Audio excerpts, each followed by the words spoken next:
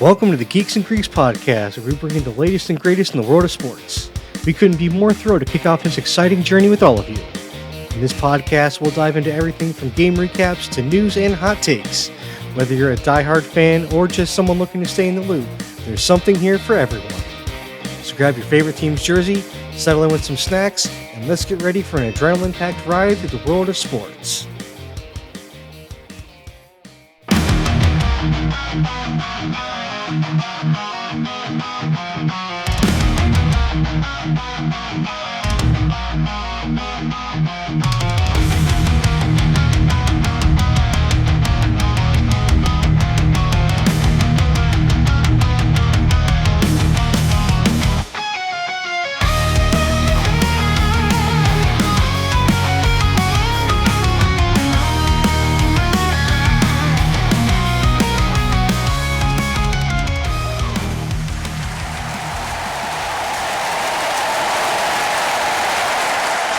I feel like the crowd is even more hyped on this show than it was last week's show. And who could blame them after that draft we had last week? Man, what a crazy draft, man. Oh, dude. Draft. It was so much fun watching it, too. Like, yeah. I enjoyed it a lot. And we'll get into that later on in this show. Mm-hmm. But you know what? Like, I had a pretty good week this week. This weekend was, like, a blast. And I don't know, this weekend just flew by for me. Like, they usually go pretty quick, but like I feel like this weekend was just a blur. I don't know about you guys. Mm-hmm. I had my kids this weekend, so I was just pretty much running around doing kids things and doing chores around the house. I like just homebody, busybody all day. Like, I don't know, man. The NBA playoffs have just been so good this year. Like, I don't know, like I've been like glued to it. I've loved it. Yeah. And like our game we had this week was amazing. Like, yeah, it was a good Lakers Timberwolves, and that game 2 was, or game 3 was great. Like, yeah. I mean, I just want to, I'm ready to just kind of get right into it. I mean, this was intense from just the start. Like, yeah. I mean, they fought the whole way through. I mean, I don't know, like, the West has been such a better matchup than the East has been. The East has been kind of disappointing, to be honest. Yeah. Like, the only real good series we've had in the East has been Pistons and Knicks, to be honest. The rest have been kind of lackluster. In fact, 3 of the other 3 series are already done in the Eastern side. Yeah. I mean, not Minnesota, sorry. Like, Cleveland's already won, Boston's already won their series, and Indiana's already beat their series. So, I mean, Pistons and Knicks going to Game 6, and that plays tomorrow night. They're going to play Thursday night, so they might already be done by the time this episode even comes out. Who knows? But yeah, I mean, West, this has been great. Absolutely great. I love it. I could not believe that Luka ended up playing almost 40 minutes. According to the stat sheet I'm looking at, 39.59. Like a second under 40 minutes. That man looked like he needed a respirator the whole game. They like showed him in the first quarter, and he's like wrapped up in a hoodie, and he's got like his head in his hands, and he pops his head up, and it's like, that's the face my kid makes when he's like, I can't go to school today. Yeah. Well, they said multiple times that he's fighting a stomach bug. Yeah. And like he's out there, like basically he's like almost like Jordan's flu game, just not as effective. Man, but there was one spot in the second quarter when LeBron brought the Lakers back up. And he comes up and he does this block, and it just looks like a big brother blocking a little brother on like the home court, and then just takes the ball, runs the whole way down the field, and then stops right at the top of the 3-pointer and shoots the prettiest 3-pointer you've ever seen. Like, that was in itself my favorite play I have watched this entire season. I wrote the whole thing down in my notes verbatim. I like paused the show. It was like, I gotta make sure I got everything right. I remember that. I remember that too. I remember that exactly what you're talking about too. And my thought wasn't like a big brother one. It was almost like the dad swatting like his kids shot. Right, yeah. Because LeBron's so much older than most of the guys that are on the court. Yeah. It's almost like your dad swatting it, then just like dropping that shot right in your face. Mm-hmm. And then just kind of staring at you like, what you going to do, kid? Yeah. Do something, I dare you. The way he did the breakaway and then stopped right at the three-point line, I was like, what are you doing? And then he just nails the prettiest three-pointer I've ever seen in my life. And it's just like, what? Yeah. That blew my mind. Like, I mean, it's hard to... Sometimes you have to remember that LeBron is 40 and still doing this. And it's like, right. How is he 40 and still putting up 40 in a playoff game? Like, I don't think LeBron's the greatest ever, but I do have to give him credit that he is still able to play at this level at this age is amazingly impressive. Like, no one's been able to play at this high a level at this long in his career. Yeah. Because he came out at 18, and he's 22 years into his career. I mean, he's still a top 10 player in the league 22 years in. That's amazing. Yeah. They said that, and I'm like, damn, like, what other sport, what other, like, athlete can say that in any other sport, any sport? The closest one is Alex Ovechkin in the NHL. He's 20 years into his career, and he just tied Wayne Gretzky's all-time scoring record. Oh, nice. Like, that's the closest comparable person. Like, they're both 20 years in like that. Other than that, I mean... Brady, there's been some baseball guys that have lasted 20 years like this. I mean, Bonds did it. He broke the all-time home run record. He played for 20 years. But, like, it's so rare we get guys that play this long at this high a level. So, I mean, it's... I have to give him props to be able to play like this. And because Luka was playing so bad, LeBron kind of had to shoulder it because the rest of the team is just kind of cheeks. Oh, yeah. I mean, I feel bad for him because 38 points and they lost. You know? Mm-hmm. Right. And he led the entire game in scoring, too. He did. And minutes played. Yeah. There was a sportscaster on Fox that cracked me up. He said LeBron played 41 minutes. At this age, making LeBron play 41 minutes is akin to elder abuse.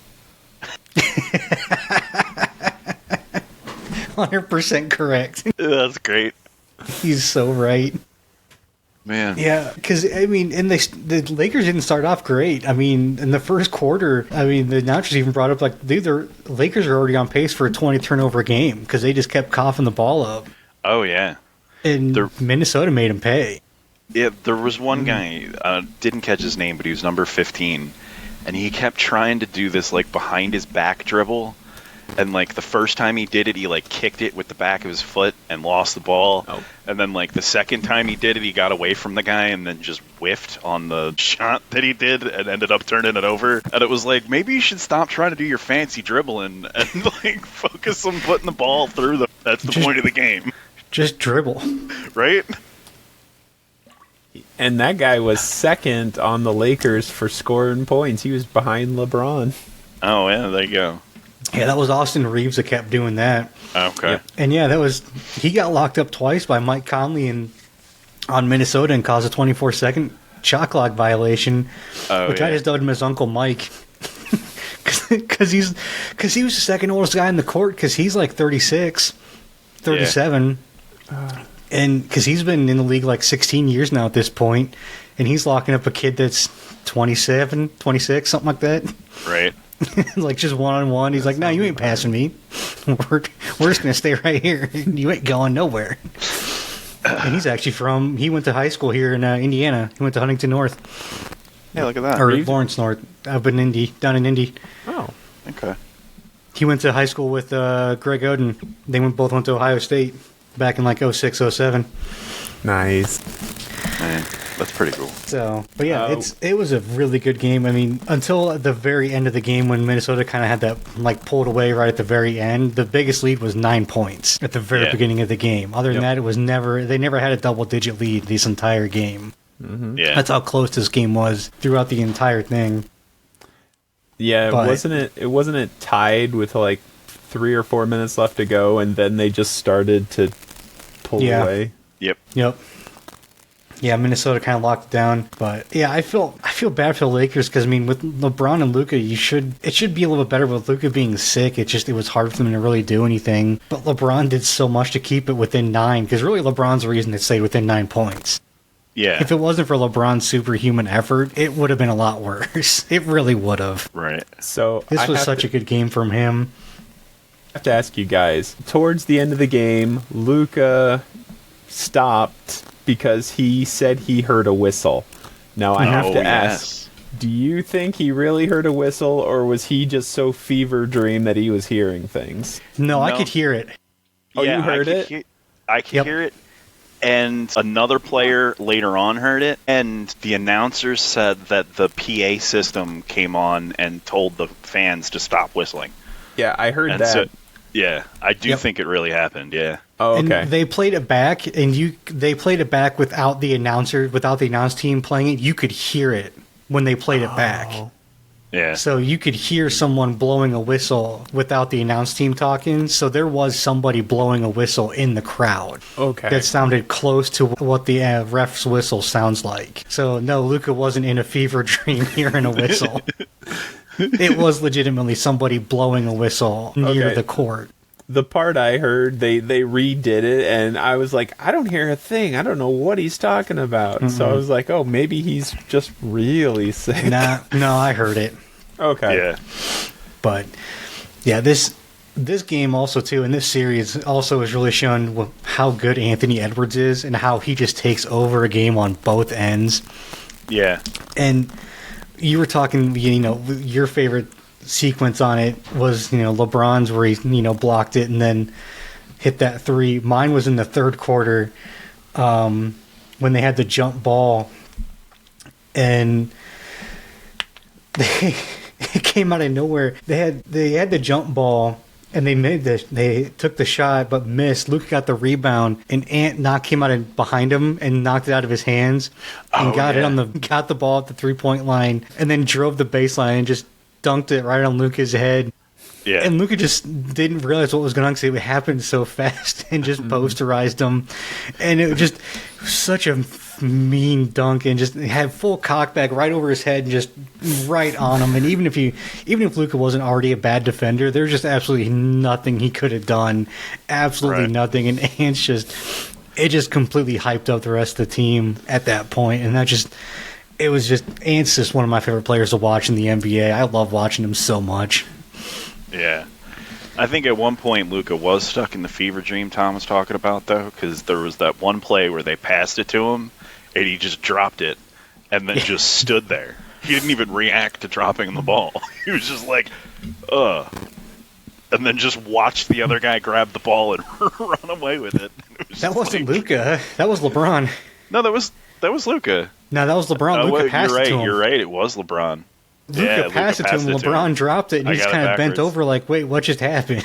Yeah, just like, what in the world just happened? And even the coach, JJ, was even like, wait, LeBron just dropped the pass? What just happened? So, Adam, who do you have us watching next week? The games are getting short. Yeah. So our next game is actually going to be this Thursday. It's going to be Pistons-Knicks. So tomorrow's game? Yeah. Yep. So this may be the last game of this series. Just because we're coming to the end of this first round, so it's kind of hard to pick a game because I don't know what games are going to be, what series you're still going to be running by this weekend. So, yeah, May 1st will be our next one, so it'll be tomorrow, because it could be the end of the series. Yep, if the Knicks win, it's the end of the series. Yep, it's in Madison Square Garden, so this would be awesome if the Pistons can win and force a Game 7. But that brings us to the NFL Draft.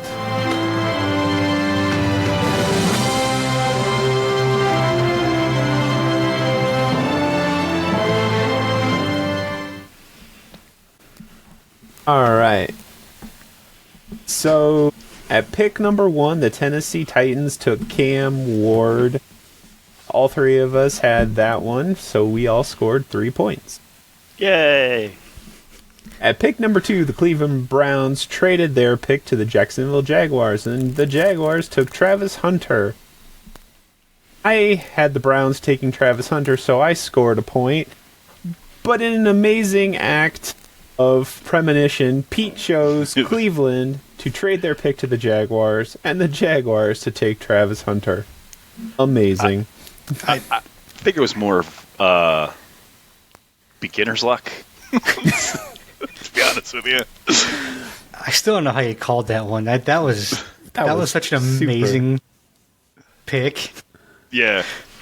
My thing was you don't grab Travis Hunter in the top 10 unless you're using him both ways. And Jacksonville is the team that was going to want to use him both ways. That's why I went with him. That's why they took him. I mean, I heard rumors that somehow Travis Hunter wants to wear 21 on defense and 12 on offense. How are you going to do that? I don't know how he wants to switch jerseys mid-game.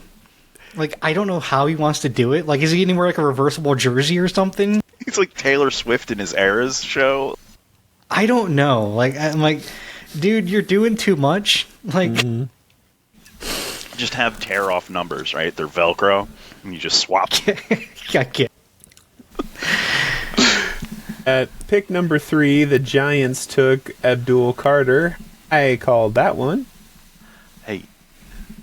At pick number 4, the New England Patriots took Will Campbell. Adam called that one. At number 5, the Jacksonville Jaguars gave their pick up to the Cleveland Browns, and the Browns chose Mason Graham. Adam had the Jaguars taking Mason Graham, so it's still worth a point. At pick number 6, the Raiders took Ashton Genty. Pete and I called that one. Damn Raiders making a smart pick. I know, weird. Pick number 7 saw the Jets take Armand Mambu. All 3 of us hit that one. Yeah. At pick number 8, the Carolina Panthers took Mr. McMillan. Unfortunately, all 3 of us had them taking Jalen Walker. Yeah. You know what, though? I'll be fair to the Carolina Panthers. There was no real wrong pick for them because they need, like, literally everything. Yeah. So, as long as it wasn't a quarterback, there was no bad pick for them. At pick number 9, the New Orleans Saints took Kelvin Banks Jr. Pete had the Seahawks trading up to take Kelvin Banks Jr., but Kelvin Banks is worth at least a point. Yeah. It's the epic comeback right here. At number 10, the Chicago Bears took Colston Loveland. Pete nailed that bullseye. Yeah. Pick 11 saw the San Francisco 49ers take Michael Williams, or Michael Williams. We'll have to find out at some point what that is. I think they said Michael is how they pronounced it. But Adam hit that one dead center.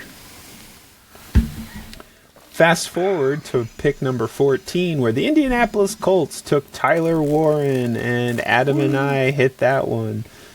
And there we sat, tied for what seemed like forever, but was actually 16 picks until pick number 30, where the Buffalo Bills took Maxwell Hairston. And the last correct pick for the evening was Pete's for 3 points. Again, beginner's luck. So with the final score of Adam and I tied at 16 and the craziest number 2 pick ever, Pete has a score of 19 and is our Geeks and Greeks Mock Draft 2025 champion. Oh, there you go. There you go. dude, I'm proud of us for getting that many right picks. Oh, man. Yeah. Like, I'm happy just to get that, honestly. Hey, I hit my goal. I broke double digits. That's what I want. Yeah. I think it's cool we had a couple of picks that we all agreed on, and we all hit on them. That was pretty cool. Mm-hmm. Yeah. I think we went 2 for 3, right? For the ones we had all picked, which was pretty sweet. Yep. That was fun. Dude, I had a lot of fun just hanging out watching the draft with you guys, too. That was also a lot of fun. Oh, that was awesome. I haven't sat and watched every minute of a draft probably in like 5 or 6 years. So it was a good time. Yeah. Yeah. A lot of fun. I enjoyed it. Although, go ahead. That moves us into Geeks and Greeks news. We don't want to mention the fact that... you probably do it in the news. Related to the draft, and yeah, I think Pete was going to go there. Shedeur Sanders dropped to the 5th round before finally getting picked at number 144. Part of this horrible waiting period was getting a very interesting phone call from Jax Ulbrich, the son of defensive coordinator for the Falcons, Jeff Ulbrich. Because of this prank phone call, the Falcons have been fined $250,000, and Jeff Ulbrich himself has been fined $100,000 for leaking sensitive information, specifically Shedeur Sanders' phone number. Yeah. Jeff Ulbrich and the Falcons have quickly accepted and paid their fines. They're lucky that's all it is, to be honest with you. Like, I'm so frustrated by this, and it's so TikTok culture. Yeah. And it's like, I don't want to sound like the grumpy old man saying, get off my lawn with your Tic Tacs and your dancing, but, like, get off my lawn with your Tic Tacs and your dancing. Like, pranks are funny, that's fine, but when you're talking about someone's livelihood, like, their entire life, they spent their entire lives waiting for this moment, and you're going to screw that up for them, like... That's not funny, man. It's just not. I don't know. Yeah, I'm glad. And it's not even that he's not even a kid. He was 21. Yeah. Like, it's not like he's just like, some 13 or 14-year-old kid. No, he's 21. He's an adult. Right. Like, I'm sorry. And also, like, I'm sorry. That's also unacceptable that your defensive coordinator left that kind of information just open and laying around that anyone can find it. Yeah. Like, that's also just unacceptable, too. Like, I get that he's your family, but, like, so what? Like, you still need to be protective with these things. There's absolutely no earthly reason to tell your kid that information, so there's no reason you should leave it unlocked and just allow them to get that information. Like, it's not hard to lock your device when you walk away from it. Yeah, like, I don't know. Like, I'm surprised it was only that. Yeah. And I heard rumors that, and I'm had to have been rumors, otherwise we would have heard more about it, but I had heard rumors that he had also prank called Tyler Warren as well. Yeah. But Tyler Warren did get a prank phone call, but they haven't established who was the prank. Okay, because I had heard that he gotten a prank call from the same person. It was also Jeff Ulbrich's son, but they haven't come out and said who it is yet. So we'll see if that leads to anything else as well. But I don't know, like how do you have two in the same night? Yeah, like it's got to be the same person. Like you'd almost have to be. Yeah, but there's no way two different people are going to have two different leaks like that. It actually turns out that there was a list of about 6 draft picks that got prank phone calls, but the Jax apologizing to Shedeur Sanders publicly is how they found out about that one, and then everyone else is just speculation. You know what's going to happen is this is going to do away with the phone calls, and they're going to invent some kind of like VPN app or something like that like you can only connect to them during the thing. And it's like now they're going to have to overthink it, overproduce it, over-control it, over-secure it. And it's like this just is supposed to be a celebration of football and like these guys graduating to the next stage of their career. And like by pranking it and showing how little respect you have for it, you're going to ruin it for everybody. It's just going to make things worse. And it sucks because, like, you know, what do you do to stop this? I guess you have to create some kind of system secure app that, I guess yeah, go ahead. I don't know. I guess my question really is: do we really need phone calls though? Why can't they just find out when he reads their name on the TV? Oh, because don't they accept the draft pick? Well, I mean, every time we hear them every time we hear the phone call, it's basically like, "Hey, this is Jerry Jones from the Cowboys. We're picking you with our pick." Yeah. That's all he tells them, and then they're like, "Cool, thanks." And then they like talk to the coach and basically tell them the same thing. Like that's really all it is. Like if that's all they're telling them, why do we even need a phone call? Why can't they just basically find out that they're getting drafted when Goodell reads their name. I guess it always felt like a courtesy. Like, you're hearing it from them first before you hear it that's broadcast fair. to the world. But I guess, my only thing is, if really all it is them telling them, a minute or two ahead of time, do we really even need a phone call? But at the same time, why not just have them find out in the news the next day? I think we do need the phone call. I think the ceremony is... It's there for a reason. And I think that's the problem with this. Now we're asking that question. We shouldn't have to ask that question. We should be okay with the pageantry, and we should be allowed to be okay with the pageantry and not have people come in and disrespect it on a level that now we're like, all right, we don't want to do it anymore. We don't want to do the fun stuff. And I'd heard when I was reading into this too. When I was reading into this as well, I'd also had read part of it that these were supposed to also basically be burner phones because these were phone numbers that only were given out for the draft. Yeah. So if these are already burner phones, I don't think we're going to have to go through too much issue because they're basically one-time uses and they toss them. Yeah. So if they're basically just burner phones anyway, you just get burner phones next year and you're really not going to have too much of an issue, I don't think. I guess, like I was saying, you could do some kind of app where, they just install an app on their cell phone and then you call them through that. Just NordVPN it. Number. Yeah. WhatsApp. Yeah, WhatsApp, something like that. Yeah. I don't know. So, moving on to the next story, Aaron Rodgers contract signing. The conversation around Aaron Rodgers is... At this point, if he hasn't already signed, I don't think he's going to. No, I don't think so either. My thing is Kirk Cousins is still available. Who would you rather have as your quarterback right now? Kirk Cousins. I think I'd rather have Kirk Cousins. And I think that if he doesn't go to the Steelers, he doesn't go anywhere. And if Aaron Rodgers comes back and is a Steeler and Kirk Cousins sits out and ends up retiring because no one wants him, I think that's also a sad state for the NFL. I'm not a huge Kirk Cousins fan, but he's definitely better than 2025 Aaron Rodgers. Yeah, if I've got to pay $40 million for a quarterback, I'd rather pay $40 million for Kirk Cousins in 2025 than Aaron Rodgers. Supposedly on the Pat McAfee show, he said he never said a number, and that was just somebody taking something out of context. I also don't believe a word Aaron Rodgers says either. I think the darkness or cheats have affected his brain, and his brain is Swiss cheese, too. Yeah. I never said that. Yeah, you did. We have it on video. He also said that he was insulted that the Jets made him fly across country to fire him. Yeah, he did say that. He's like, you could have just said this to me in an email or said it to me over the phone. And know that if they would have done that, he'd be bitching and complaining that they couldn't do it to him in person. Yeah, exactly.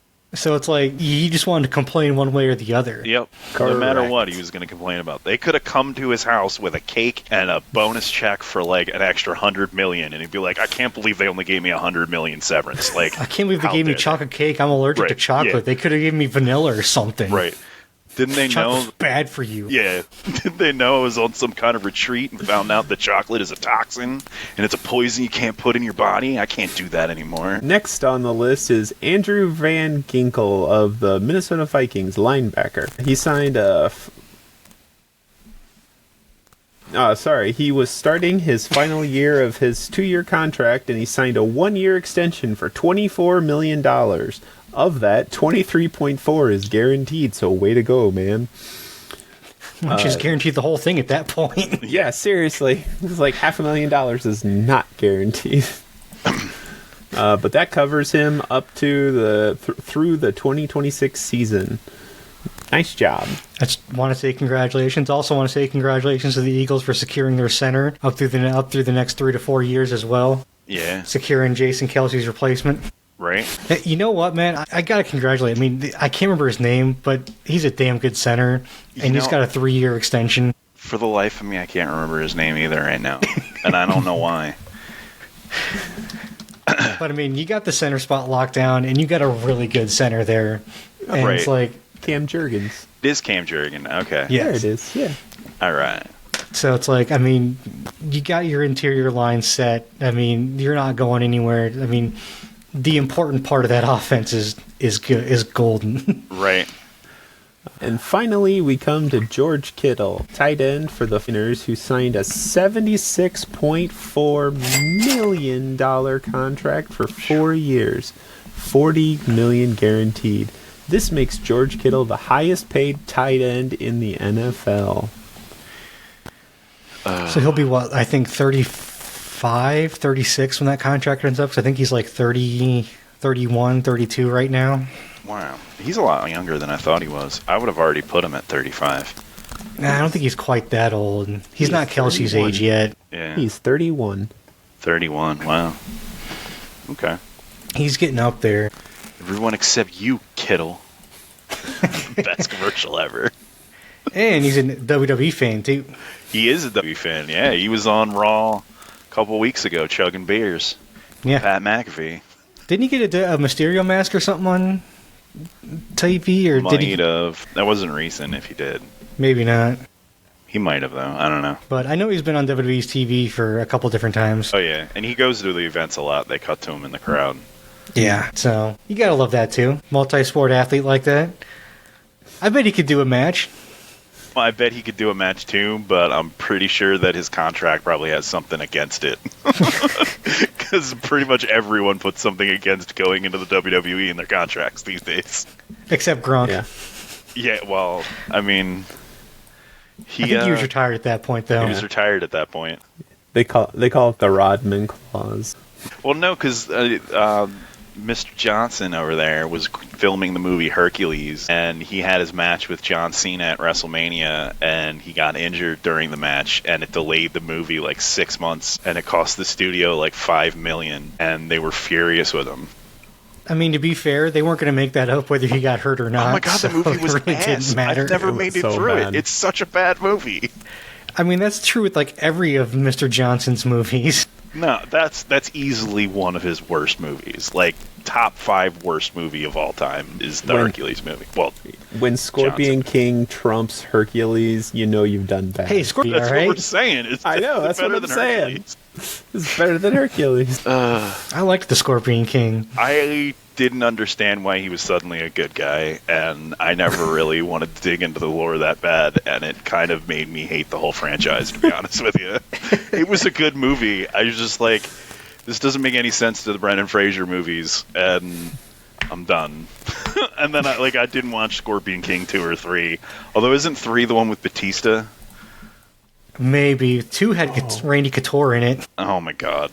Yeah, it was like, I'm done with the whole series after that. Yeah, they were both straight to DVD, so there's a reason. Yeah. Back when that was still a thing. I kind of miss those days, because like, you could get those straight to DVD movies, and they were so bad you could just laugh your ass off at them. And like, the equivalency became like a Netflix movie, but then like Netflix started making so much money that like their movies started being good, and now it's like, we don't have a whole genre to just laugh at anymore. I mean, you still have those straight to Netflix movies that are still bad. They're fewer and farther between. Yeah, that's what I mean. Yeah. I mean, my favorite example is the new Indiana Jones went straight to Disney Plus. Oh god, did it? Yeah. I think it may have been in the theaters, but it did so bad it went to Disney Plus in like a week or 2 after it came out. Yeah. Because it was just so bad. Oh. Because Harrison Ford's like 80 years old and did another Indiana Jones movie. It's just sad. Not that I think if he doesn't want to retire, fine, don't retire, but stop playing your old characters. I mean, to be fair, I think when they did the Kingdom of the Crystal Skull, I think the point... I think they were intending to have Shia LaBeouf take over, but then the dude kind of lost his mind, so they brought him back. That was so funny when he lost his mind after that, and he started doing like the motivational speaking. Yeah. Just get off your butt and do it! Yeah. Why is that not so on the I don't think soundboard? I don't think they had intended to bring him back for the next one, but they kind of had to pivot. Yeah, I think Transformers did the same thing. They were planning on bringing him back, for more movies, and then had to pivot. Yeah. Just killing off Shia LaBeouf characters left, right, and center. Well, that's what happens when your character just in real life just goes off the rail. Yeah. But that moves us along to the trivia section. Adam, take a crack at the trivia section first. All right. So I was kind of going through, and I came up with the idea of this, and my trivia segment is called "How Big of a Fan Are You?" Oh no! So this is going to be for both of you, kind of work in tandem together. Okay. So what we're going to do is this is going to be, I'm going to give you, it's going to be both of your two favorite teams. So we're going to start with the 2006 Indianapolis Colts. Okay. I want you guys to give me the starting offense of lineup for the 2006 Colts. Yo, man. So, and I'll give you the positions. I'm not doing offensive line either. Okay, that's not okay. Okay. Just skills positions. Yeah, so you got quarterback, running back, 2 receivers, and 2 tight ends. And this is the who started the most games according to Pro Football Reference. Okay. Well, I'm trying to remember if Dallas Clark was there. 2006 was the year you guys won the Super Bowl, right? It is. Correct. So this is the Super Bowl team. Yep. Yeah. So you got Joseph Adai at running back. You got Dallas Clark at tight end. You got So Joseph Adai was not the starting running back in 2006. He came later. Reggie So who's Wayne that? and So Marvin Harrison. Yeah. those are your receivers. Yep. Dallas Clark is there. You do have Clark. So those are Yeah. your 2 receivers and 1 of your tight ends. Gravy. I'm not going to be able to get your running back or your other tight end there. I'm gonna Let's hate see how well myself. Tom remembers his favorite team from 2006. The worst part is I have a plaque on my wall that I walk by every day that has this. I know, that's lineup on why it. you should remember this. So I need a tight end that And your isn't running back. Dallas Clark and a running back. Yep. So I will say this. Adai was there, he just didn't start any games. Oh, okay. He was a rookie in 2006, so he played, he just wasn't this. He never got listed as the starter. Which I was surprised about, actually, in looking Yeah. this up. So who was your starter before Joseph Adai? I'll also say this too. It was a bridge year because I probably wouldn't have gotten this if I wouldn't have looked it up. To be honest with you, So Well, he was Frank. kind of. I'm also not a fan of the Indianapolis Colts either. So he was an in-betweener. He was This was definitely a bridge year between Edgerrin James and Adai. See, Edgerrin James was the name I was thinking, but I was thinking that was wrong. And I know it's not Frank Gore. No, We have this now is way exhausted- before Frank Gore. Gore was in the league probably, but he wasn't with the Colts. That's fair. We have now exhausted all of the names that I know that have been running backs for the Colts. See, the worst part is I've got a lot of names that are not skill positions that I know were on that team. Because I got like Bob Sanders and Dwight Freeney, and Yeah, I didn't want to go too deep into the weeds on some of the defense and offensive linemen and stuff like that, so I wanted to go more skill position on the offense because I figured that'd be more known. it's probably for the best. Those are the only 2 I have off the top of my head. And Sanders wasn't listed as a starter either because he was injured the entire season. Yeah. No, that's he true. wasn't. He was injured all the way up till the first game of the playoffs, and then he was healthy again for the midway through the playoffs and through the Super Bowl. And So this that's was only, why we won. because he was only. So they only listed the regular season starters, so he wasn't listed as a starter. Oh, okay. But I yeah, remember John Madden calling a Colts game with Bob Sanders in the back. And he was like, man, I think of Bob Sanders like the Chuck Norris of football. I expect that man to play every down on defense and then drive the bus home. Like, what? He's not wrong. we had the theory in our family that if Bob Sanders was playing, you were gonna win. Yeah. If he was good for 4 games a season. That if he played the right 4 games, Right. Which, lucky for us, the 4 games he played was halfway through the playoffs, through the Super Bowl. Right. Because I think even that season he got injured in week 1 and then didn't come back to the playoffs. or like the last preseason game or something like that. But anyways, back to business. We need a tight end and running backs. Yep, one running back. One running back. One tight end, one running back. It's not Dallas Clark. Well, you already said Dallas Clark. Yeah. That's what I'm saying. It's someone else. I forgot about this tight end. Once I saw the name, I remembered him, but I forgot about him. Whoever it is, they left right after 06. I'm sure of it. I don't think so. I think he was around for a little while. I bet once you hear the name, you'll remember him. Because he was there for a few seasons. He just wasn't there as long as Dallas was. But I bet you'll remember him once you hear the name. I bet you'll remember both dudes once you hear the names, honestly. Probably. All right. Go for it. So your running back was Dominic Rhodes. Dominic Rhodes? Vaguely. Like And then your tight end was Ben Utek. Nope. Not even ringing a bell. I'm sorry. Really? Ben. I remember Ben Utek. Maybe I remember him more as I remember my other teams, maybe, but the name Ben Utek really rung a bell. Like, oh yeah, I remember. I don't know. I remember him for a little bit, but those were your main starters on offense. You know, for the 2006. I think I remember Rhodes enough that I was screaming his name when he was scoring a touchdown, but that's probably where that memory ends. So the funny thing is with Rhodes is that both Rhodes and Adai played all 16 games. Adai had more rushing yards, but just never started. Technically, Rhodes was the starter. Now that's funny. So I think this was also one of the first like tandem backs because Rhodes had like almost 700 yards rushing and Adai put up 1,000. So I mean, you had almost 1,700 yards out of those two guys out of the backfield that year. Gravy. Yeah, I guess that's so. Right. It's like, when I was looking up, I'm like, man, that's actually a really good tandem for 06. That's didn't really happen very much back then. That was usually you went with one dude, and that dude just ran. All right, so not too bad. All right, so now for Philly. So this is the 2017. All right. Eagles starting. So this one, instead of two tight ends, you had three starting receivers. Three starting receivers. Okay. That sounds like Philly. So quarterback, running back, three receivers, and a tight end is what you're looking for the 17 Eagles. Okay. So we're going on most starts throughout the season. Yeah. So I'm going to say the quarterback was Wentz. Yep. He started 13. Yeah, because Foles only took over when he got hurt. Yeah.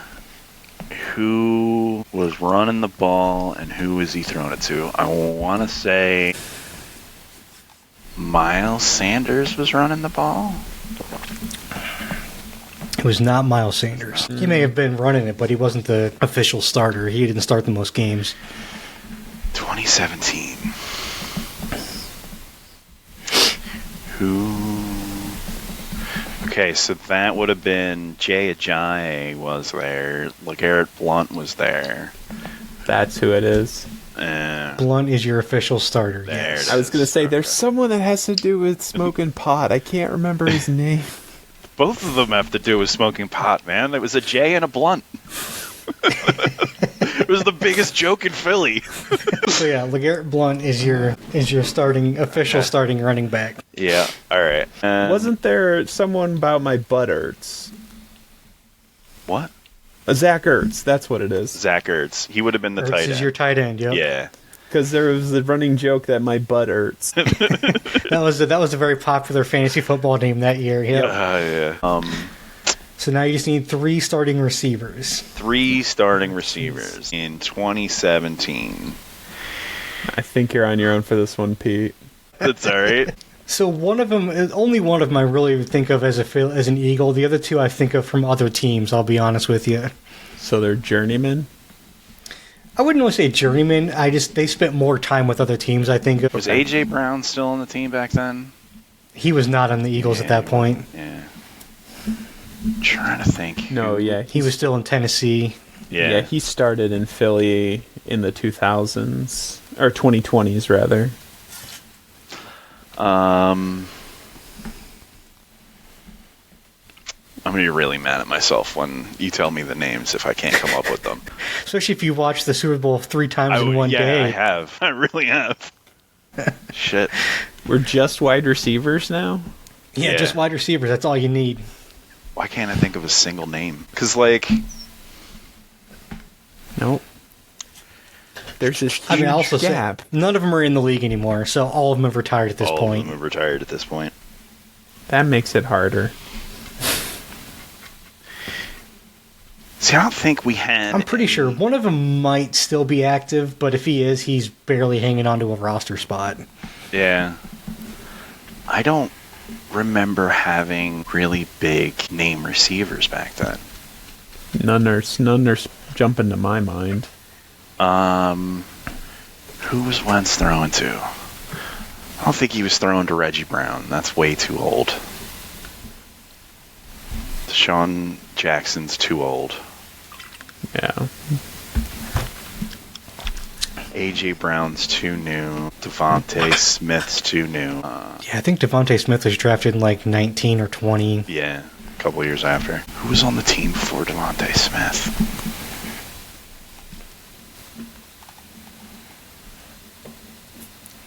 Jesus Christ. Now, I'll be honest, I'm not sure if I could name the 96 Cowboys team that were there from the last Super Bowl. So I'm not sure how much better I could do, to be honest with you. All right, I cannot come up with a single receiver. All right, you got anything, Tom, or no? No, I'm sorry. This is all right. Not my wheelhouse. So your receivers are Nelson Aguilar. Nelson Aguilar. Ugh. Okay. Alshon Jeffrey. Alshon Jeffrey. Okay. I know that and name. Torrey Smith. Torrey Smith. Okay, that's a name I never would have come to. Alshon Jeffrey, I remember him pretty well. Not the Torrey Smith I don't remember. It's just he wasn't the big name. And Nelson Aguilar is terrible. He ended up being awful. I think Aguilar might still be on a roster nowadays, but like I said, if he is, he's barely hanging on to a roster spot. Yeah, last I remember he was in like New England still being a terrible route runner. Yeah. Like I said, Alshon Jeffrey I remember as a Bear, and Torrey Smith I remember as a Raven. Yeah. I don't remember. I don't think of those dudes as Eagles. Yeah. But like Aguilar, I remember as an Eagle. Right. Well, I mean that year was really about the running backs too. Like yeah, it was. Yeah, and the offensive Miles line. Sanders. Yeah, it was the three-headed monster. Right. So but yeah. Nelson Aguilar just finished a 2-year run with the Ravens and is now an unrestricted free agent. Yeah, he's probably done. Yeah, probably done. Sorry, I didn't hear you. A motorcycle drove by. I don't know if you guys heard that or not. Oh, no, I didn't hear the motorcycle, but okay. Nelson Aguilar just finished a 2-year run with the Baltimore Ravens and is now an unrestricted free agent. Yeah, that's the purple team I was thinking of. Yeah. So, but yeah, that's all I had. That moves us into the trivia section of Two Truths and a Lie, Part 4. All right. I will make a statement about an NFL team. 2 of them are true, but 1 of them is a lie. If you can figure out which one is a lie, you get a point. Whoever has the most points at the end of the evening wins. We start off with the New York Giants. We hold the record for the fewest passing yards in a single game during the Super Bowl era. One of our players invented spiking the ball while playing for us. And we are the only NFL team without cheerleaders.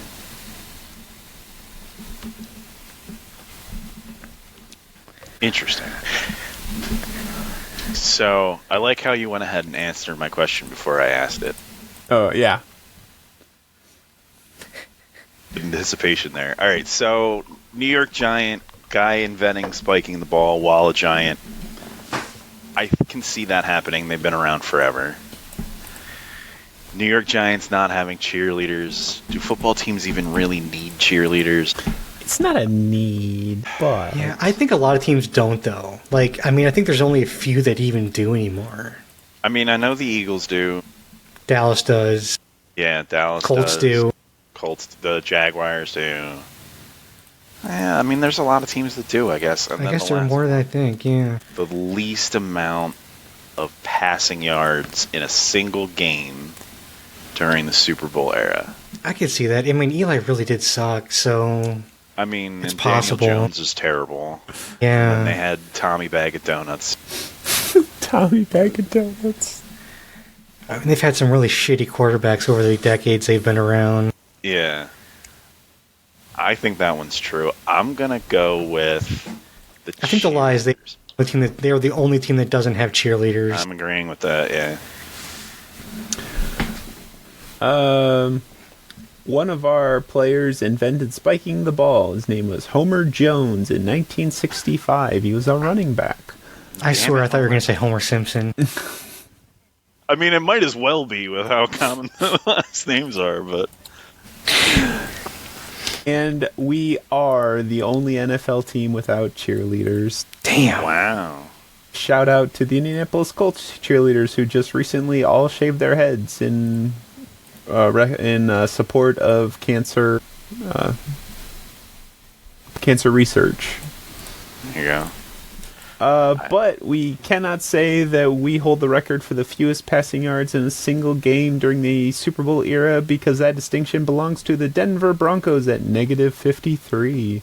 -53 in a game. -53? That's insane. When was against the Oakland Raiders in 1967. Wow. That's 67 too. That's not even like. Wow.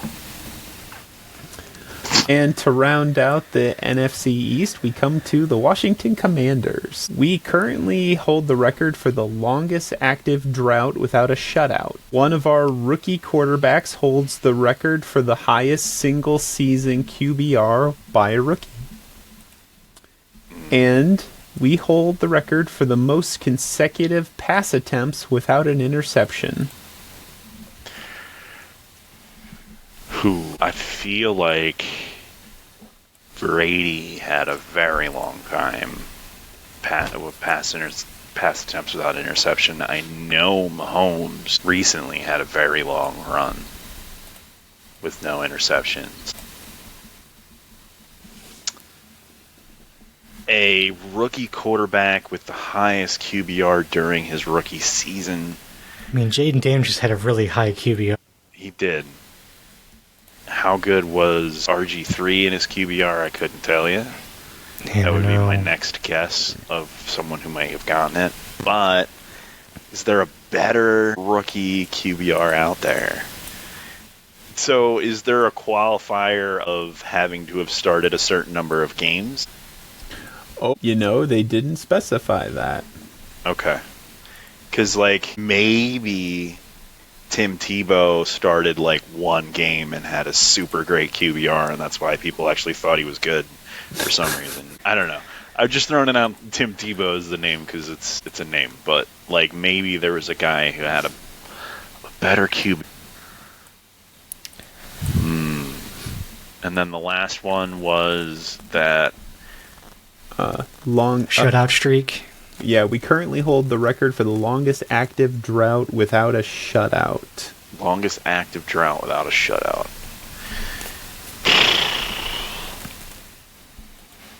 I could buy that, but I could also buy they had a shutout last year. I can't remember what the Commander schedule looks like. I'm going to go longest drought without a shutout. Alright, and we were both wrong on the last one. So I'm going to just try to be different so that maybe one of us will get a point. And I am going to go with... I guess I'll go with QBR. Alright, we hold the record for the most consecutive pass attempts without an interception at 379 between December of 2007 and November of 2008. Just quarterback. Is that Jason Campbell? I forget. We also currently hold the record for the longest active drought without a shutout because we haven't had a shutout since 91 against the Eagles in Week 5. Of course it was against the Eagles. In 91, though. I mean, that's fair. We were all like that. Well, no, 91 we were. You were pretty decent. Yeah, early 90s we were right. But the quarterback with the highest single-season QBR as a rookie did belong to the Washington Commanders because RG3 had a 102.4 until 2016 when this little-known quarterback named Dak Prescott came along and scored a 104.9 and currently holds the rookie record. 104.9 is that's impressive. I mean, that's a fever you take to the hospital. Yeah, that's a fever that needs more cowbell. Right? We then come to the Seattle Seahawks, who say, in the Super Bowl era, we have never drafted a quarterback in the first round. We are the only team to play in the NFC Championship and the AFC Championship. And we hold the record for the most penalty yards in a season.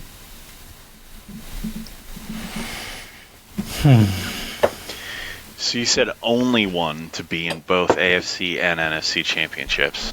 Correct. Other teams that have jumped ship, Pittsburgh is one of them, but when they were in the NFC, I think they were absolutely terrible. I don't know if Seattle was that good when they were in the AFC, though.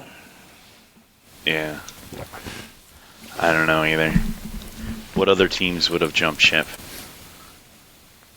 I'm honestly not sure. Yeah. Honestly, I didn't even know this Seattle was in the AFC. Yeah. I wouldn't have known that before today. They were in the AFC, and I think when Houston came into the league is when they switched over to the NFC. Okay. But even then, it took Seattle a few years to get good and make it at that point. I don't know, because I don't know how good they were in the AFC. I know they've had a few Hall of Famers from Seattle back in the day, but I don't know if they were good enough to make the AFC Championship. I know they never made the Super Bowl, but I don't know if they were good enough to make it to the AFC Championship. What were our other two? In the Super Bowl era, we have never drafted a quarterback in the first round, and we hold the record for the most penalty yards in a season. Never drafted a quarterback in the first round. Feels unlikely. I think that's the lie, 'cause I think Rick Meyer was drafted in the first round. I'm going to go with that. I feel it's highly, highly unlikely, but I don't want to pick the same thing as you. So I'm going to go with, I think that either they have not been to both AFC and NFC championships, or someone else has also been to both AFC and NFC championships. I'm not sure which. But Final answers? Final answers. Yes. All right. We hold the record for the most penalty yards in a season at 1,415 in 2013. I cannot read. And we are the only team to play in the NFC Championship and the AFC Championship. Damn. But we cannot say that we've never drafted a quarterback in the first round because Adam is correct.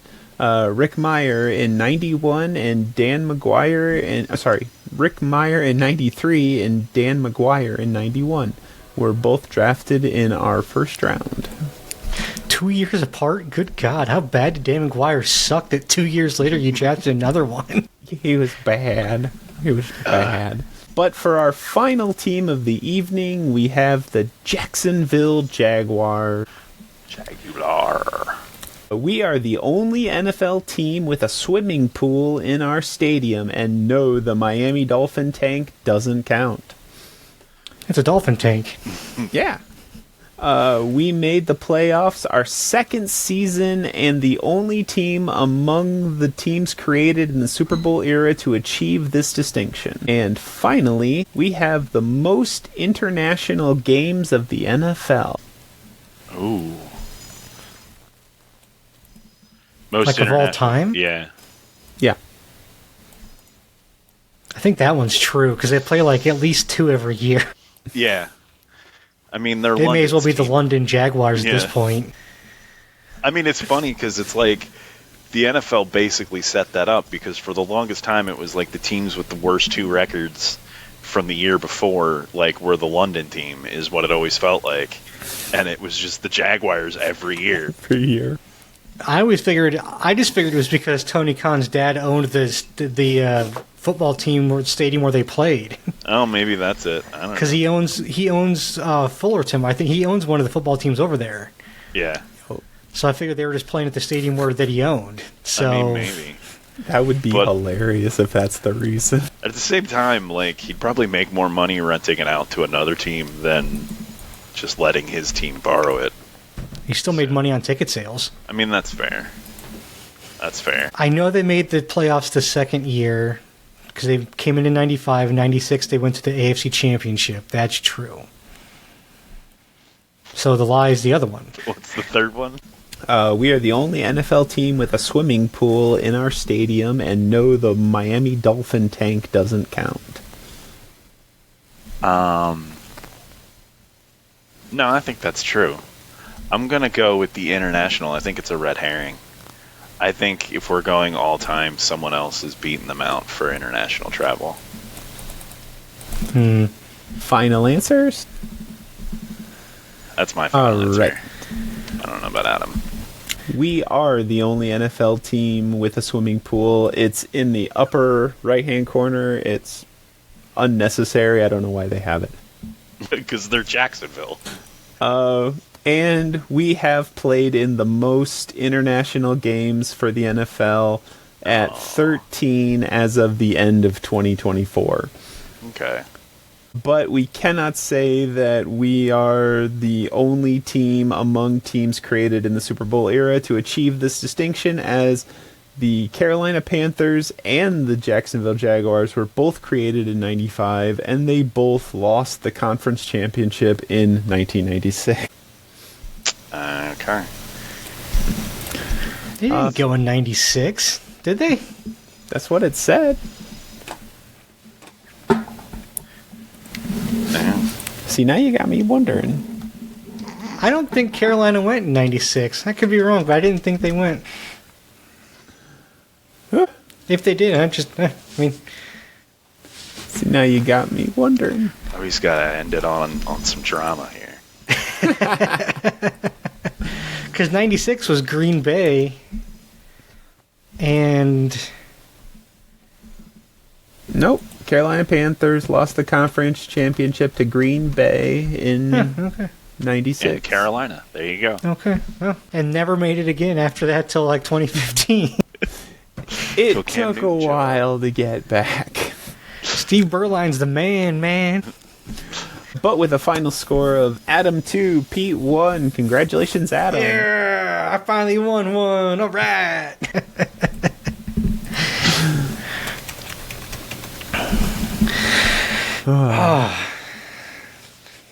Forgot what it's like to win one of these.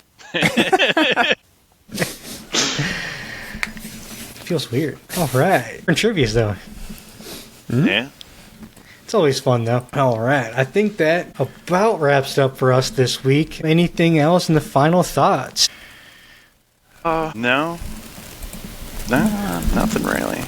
I've got a bit of a story to tell you now. Follow me on this one. To give you some background, the ARCA racing is kind of like the minor leagues for NASCAR.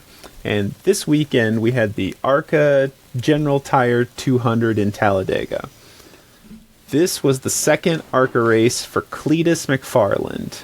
He started 27th, and in the first 5 laps, he lost a cylinder. But instead of quitting, they kept going. He ended up finishing 10th. Oh, damn. In his second race ever in ARCA. Now, this by itself is pretty cool until you stop to realize that he's not a racer. He's a YouTuber who jumped into ARCA just for the fun of it. And he finished 10th. Oh, damn. Wow. Does that just go to show you that NASCAR doesn't take as much skill as they claim it does? Right? I've been saying this for a decade now. NASCAR racers aren't real racers. Heck. Anybody can jump in that car and turn left and just put the gas pedal down. You don't even need don't need the entire engine to work to win a race. I mean, he didn't win. He came in 10th. Yep. Started in 27th.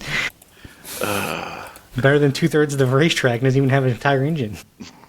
That was just crazy to me. Oh man. Well, other than that, I mean, I'm excited to watch more NBA playoffs and get some baseball in. I've been trying to find some baseball stuff, but it's hard to watch, man. Yeah. Like, it's weird. Like, I remember baseball being on a lot more during the day when I was a kid. Maybe that's just me, though. But, like, I remember baseball having a lot more day games. Now it's like, I feel like every baseball game is on, like, they don't start till, like, 6, 7 o'clock at night, at least. Like, bare minimum. Like, the early games start at, like, 6 now. It feels weird. Yeah. I don't know. I've been following the Phillies, but I haven't really been watching any baseball. I watched a game or two here and there, but every time I watch, they lose. So it's like, I don't want to be the bad luck guy. You should watch them some more then. Yeah, thanks. They're doing terribly without me. Don't worry about it. That's like one of my favorite memories of baseball was to go to a baseball game in the middle of the day, and as the 9th inning is wrapping up, you see the sun setting behind the outfield. Yeah. Right? Not so much anymore. We should go to some games this year.